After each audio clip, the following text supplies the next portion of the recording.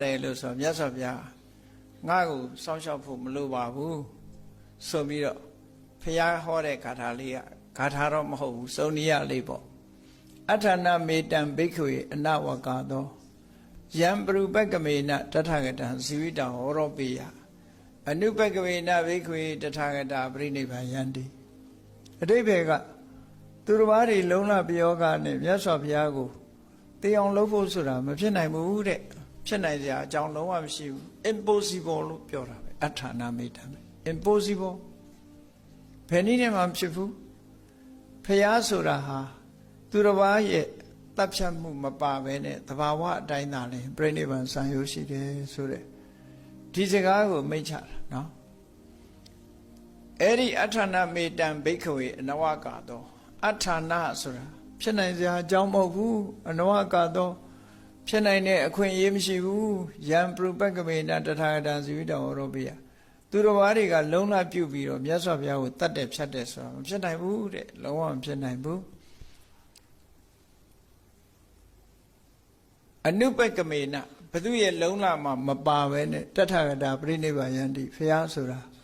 သူ့အလိုလျောက်တာပရိနိဗ္ဗာန်ဆန္ဒသူများတတ်လို့မသိဘူးလို့ဆိုလိုတယ်ပေါ့အဲ့ဒါလေးကိုမန္တန်အဖြစ်အသုံးချကြတယ်နော်မန္တန်အဖြစ်သုံးချလို့ရတယ်တဲ့ယုံကြည်လို့ရှိရင်တော့လုပ်ပေါ့သူများတွေကကိုယ့်ကိုလှုပ်ကြံတပ်ဖြတ်ခြင်းဟာမတတ်နိုင်ဘူးတဲ့တချို့ဆရာတော်ကြီးတွေအဲ့ဒါကိုရွတ်တယ်သူများတွေကမလှုပ်ကြံနိုင်ဘူးမြတ်စွာဘုရားကိုခုံကိုအာယုံပြုတ်ပြီးတော့အထာဏမေတ္တံဘိက္ခွေနဝကသောယံပရုပက္ကဝေနတထာဂတံဇီဝိတံဟောရောပိယအနုပက္ကဝေနဘိက္ခွေတထာဂတာပရိနိဗ္ဗာယန္တိဆိုတဲ့ဒီစာပိုက်ကလေးကိုအမြဲတမ်းရွတ်ဖတ်တရဆယ်ပြီးတော့မြတ်စွာဘုရားကိုကြည်ညိုတဲ့အနေနဲ့ကုသိုလ်စိတ်တွေပွားမယ်ဆိုရင်တော့အကျိုးတော့ဖြစ်မှာပါပဲသိကြတယ်နော်ဘုန်းကြီးတို့မှတ်တမ်းတွေထဲမှာမြန်မာနိုင်ငံမှာတစ်ချိန်တုန်းကဒီလွတ်လပ်ရေးမရခင်အချိန်ဒုတိယကမ္ဘာစစ်အပြီးမှာ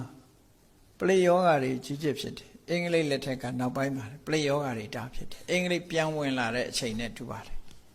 ဒုတိယကမ္ဘာစစ်မှာပလိယောဂါတွေဖြစ်တယ်ရွာတွေမှာတိမ်ပြီးတိမ်ဆိုတာလို့လူတွေဟာသိဆုံးကြတယ်အဲ့ဒါလို့အကြီးကျယ်ပလိယောဂါတွေဖြစ်တဲ့အခါပရိတော်တွေရွတ်ကြ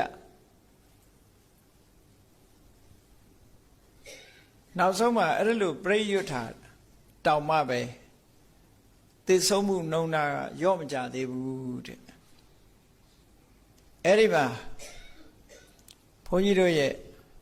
ဆရာတော်ကြီးကဓနုပြုစံခင်းရွာမှာတရင်သုံးတာအဲ့တော့ဒါမှမဟုတ်စံခင်းဆရာတော်လို့ခေါ်တယ်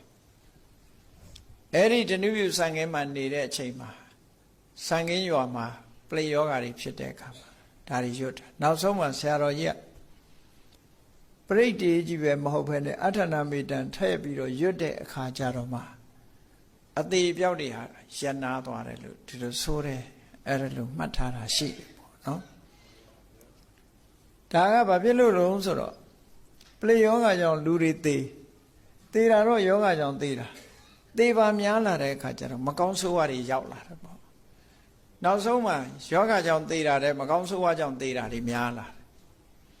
ဒါကြောင့်မလို့ပရိတ်တွေရွတ်အထာဏမေတ္တရွတ်တဲ့အခါကျတော့မကောင်းဆိုးဝါးတွေဟာမနေနိုင်ဘူးထွက်ပြေးကုန်ကြတယ်အဲ့ဒါလို့နဲ့ယောဂဝေဒနာတွေပျောက်ကင်းသွားတယ်လို့ဒီလို